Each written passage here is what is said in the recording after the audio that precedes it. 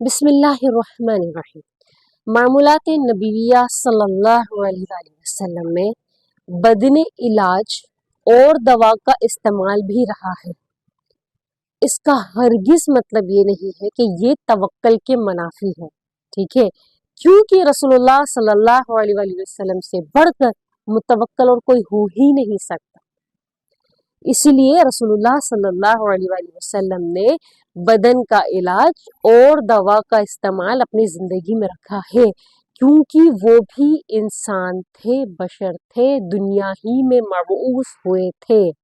ٹھیک ہے۔ اور جب ہم دنیا میں آئے ہیں تو دنیا میں صرف اور صرف دین ہی نہیں ہے، دنیا کا بھی تعلق ہے ہماری زندگی کے ساتھ ساتھ۔ اسی لیے صرف اور صرف قرآن اور حدیث کے ساتھ ہم اپنی دنیا کو لے کر چل سکتے ہیں، کیونکہ ہمیں دنیا میں تو چلنا ہے، اور اللہ تعالیٰ نے دنیا میں ہی بیماریاں، تکلیفیں، پریشانیاں، دکھ، یہ سب کچھ رکھا، اور ان سب کا علاج بھی اللہ رب العزت نے دنیا میں رکھا ہے اپنے ساتھ ساتھ، ٹھیک ہے۔ ہم اللہ تعالیٰ سے مدد مانگتے ہیں اور اللہ تعالیٰ ہمارے لیے راہ ہموار کرتا ہے، اور اسی دنیا میں اللہ تعالیٰ نے بہت سی چیزوں میں ہمارے لیے، ہماری تکلیفوں کے لیے، ہماری بیماریوں کے لیے شفا کی چیزیں رکھی ہیں، ٹھیک ہے، جس میں سب سے پہلے ترجیح رسول اللہ صلی اللہ علیہ وسلم نے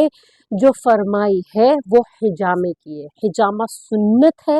اور حجامہ رسول اللہ صلی اللہ علیہ وسلم نے بہت کروایا بھی ہے، اور جن صحابہ خاص طور پر سر درد کے لیے آتے تھے رسول اللہ صلی اللہ علیہ وسلم کو، رسول اللہ صلی اللہ علیہ وسلم فرماتے تھے جاؤ حجامہ کرواؤ۔ جو بھی صحابہ آتے تھے سر درد کی شکایت لے کے، رسول اللہ صلی اللہ علیہ وسلم حجامے کی تلقین فرماتے تھے، ٹھیک ہے۔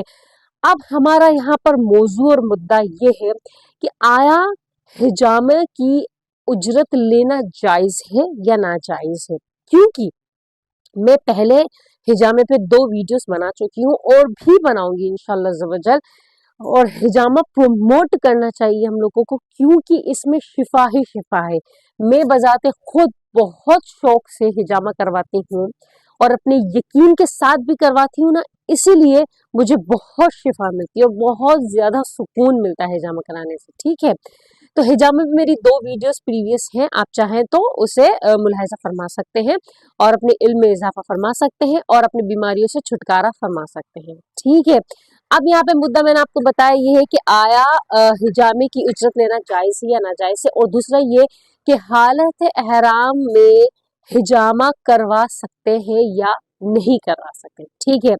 اب میں آپ کے سامنے حدیث کے ساتھ دلیل پیش کروں گی، کیونکہ دیکھو میں تھوڑا تھوڑا اور جامع بتاتی ہوں تاکہ ہماری ناقص عقل میں بیٹھ جائے، اور ہمیں وہ چھوٹی چھوٹی تھوڑی تھوڑی باتیں حفظ ہو جائے، ہماری زندگی میں شامل بھی ہو جائے، اور آگے ہم لوگوں کو علم بھی پہنچا سکے، ٹھیک ہے، تبلیغ بھی کر سکے۔ اپنی توسع سے، اپنی طریقے سے تھوڑی تھوڑی تبلیغ کرنا ہر ایک کا حق ہے، اور ہر ایک کو کرنا چاہیے، ٹھیک ہے۔ اب دیکھو حضرت علی رضی اللہ تعالیٰ عنہ کی روایت ہے، وہ ارشاد فرماتے ہیں کہ ایک مرتبہ رسول اللہ صلی اللہ علیہ وسلم نے حجامہ کروایا اور مجھے تلقین فرمائی کہ میں اس کی اجرت ادا کروں، اور میں نے اس کی اجرت دی، ٹھیک ہے۔ اب حضرت ابن عباس رضی اللہ تعالیٰ عنہ کی کیا روایت ہے وہ بھی میں آپ کے سامنے پیش کر دیتی ہوں۔ حضرت ابن عباس رضی اللہ تعالیٰ عنہ ارشاد فرماتے ہیں کہ ایک مرتبہ رسول اللہ صلی اللہ علیہ وسلم نے اپنی گردن کی دونوں جانب اور اپنے دونوں شانوں کے درمیان میں حجامہ کروایا، اور اس کی اجرت بھی مرحمت فرمائی۔ اگر اجرت نہ دیتے رسول اللہ صلی اللہ علیہ وسلم تو سمجھ میں آتی بات کہ بھائی اجرت نہیں دے سکتے، رسول اللہ صلی اللہ علیہ وسلم نے خود اجرت مرحمت فرمائی حجامہ کرنے کے بعد، تو اجرت دینا جائز ہے، اجرت لینا حجامے کی یہ بھی جائز ہے، ٹھیک ہے۔ اب باری آتی ہے یہاں پہ کہ آیا حالت احرام میں آپ حجامہ کروا سکتے ہو یا نہیں کروا سکتے ہو؟ تو اس میں حضرت انس رضی اللہ تعالیٰ عنہ کی روایت ہے، وہ فرماتے ہیں کہ رسول اللہ صلی اللہ علیہ وسلم موضوع ملل میں، جو مکہ مکرمہ اور مدینہ منورہ کے درمیان میں ایک جگہ کا نام ہے، وہاں پر رسول اللہ صلی اللہ علیہ وسلم نے اپنے پشت قدم پر حالت احرام میں حجامہ لگوایا، ٹھیک ہے۔ یہ دلیل ہو گئی۔ تو اس دلیل کے پیش نظر تمام ائمہ کا اختلاف ہے، وہ کہتے ہیں پھر بھی بہت ساری حدیثوں کو جوڑ کر ملا کر سب کا اپنا اپنا علم ہے، جس کو جو سمجھ میں آیا وہ اپنے علم کے توسط سے آگے جو نا ہم لوگوں کو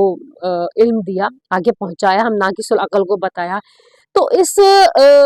حدیث کے پیش نظر حضرت امام ابو حنیفہ رحمۃ اللہ علیہ کے نزدیک حالت احرام میں حجامہ کروانا جائز ہے، لیکن تمام ائمہ کے نزدیک ناجائز ہے، ٹھیک ہے، تمام ائمہ کے نزدیک ناجائز ہے حالت احرام میں حجامہ لگوانا، لیکن امام ابو حنیفہ رحمۃ اللہ علیہ کے نزدیک جائز ہے حجامہ لگوانا، بشرط یہ کہ کوئی بال نہ اکھڑے، بات سمجھ آئی، اپنی جگہ سے کوئی بال نہ اکھڑے اور حجامہ ہو جائے تو حجامہ کروانا جائز ہے، ٹھیک ہے، بات سمجھ میں آ گئی میری۔ لیکن اگر آپ حالت احرام سے فارغ ہو جائے، عمرے سے یا حج سے فارغ ہو جائے، تو بہتر تو یہی ہوگا کہ آپ اپنے حالت احرام سے باہر آ جائیں گے تب آپ حجامہ کروا دیں۔ لیکن اگر بہت زیادہ ضروری ہو گیا یا بہت تکلیف میں ہو، وہی بات آ گئی جب رسول اللہ صلی اللہ علیہ وسلم نے پشت قدم پر حجامہ کروایا تو ضروری تھا، ضروری ہوگا اور تکلیف ہوگی یا جو بھی واللہ عالم مسئلہ ہوگا، رسول اللہ صلی اللہ علیہ وسلم نے حجامہ کروایا، تو اسی صورت میں ہم لوگوں کو بھی تو تکلیفیں پیش آ سکتی ہے نا، کسی کے پاؤں میں بڑے بزرگ ہیں، تکلیف پیش آ گئے، اس وقت کوئی میڈیسن نہیں لے سکتے ہیں یا روزے کی حالت میں ہے، تو آپ حجامہ کروا سکتے ہو، ٹھیک ہے، لیکن اس کا احتیاط کیا جائے، احتیاط رکھا جائے کہ کوئی بال اپنی جگہ سے نہ اکھڑے، تو آپ کا جو ہے نا یہ حجامہ کروانا جائز ہو جائے گا، بات سمجھ میں آ گئی میری۔ تو یہاں پہ ہمیں دو چیزوں کا پتہ چل گیا کہ امام ابو حنیفہ رحمۃ اللہ علیہ کے نزدیک، حنفیہ کے نزدیک حالت احرام میں حجامہ لگوانا جائز ہے بشرطے کہ بال نہ اکھڑے، اور نمبر دو کہ اجرت لے سکتے ہو حجامہ کرنے کی۔ اب آپ میں سے جو بھی اس سنت کو پروموٹ کرنا چاہتا ہے یا جو بھی اس سنت کو آگے لے کر چلنا چاہتا ہے، جو کہ ہم سب کو لے کر چلنا چاہیے، ایک اول یہ کہ ہمیں حجامہ کروانا چاہیے، کثرت کے ساتھ حجامہ کروانا چاہیے اور لوگوں کو تلقین کرنی چاہیے، اور دوسرا یہ کہ بہت کم جگہوں پہ حجامہ سینٹر ہے، تو اس علم کو سیکھو، حجامے کو سیکھو اور اس کو آگے پروموٹ کرو، اور اجرت اگر لے سکتے ہو تو اجرت لے لو، اچھی بات ہے، اور اگر آپ پیسے والے ہو، آپ کے پاس جو ہے نا ماشاءاللہ پیسے کی کوئی کمی بیشی نہیں ہے، تو آپ اجرت نہیں بھی لے سکتے ہو، آپ اس سنت کو، رسول اللہ صلی اللہ علیہ وسلم کی سنت کو آپ زندہ کر سکتے ہو، زندہ کرو اور اس کو آگے پہنچاؤ ثواب کی نیت سے، انشاءاللہ عز و جل یہ صدقہ جاریہ ہوگا آپ کے لیے۔ امید کرتی ہوں آپ کو میری بات اچھے سے سمجھ میں آئی ہو، جزاکم اللہ خیرن، احسن الجزاء فی الدارین، اور جس نے حجامہ کروایا ہے وہ کمنٹ باکس میں آپ مجھے بتا سکتے ہیں، بہت شکریہ۔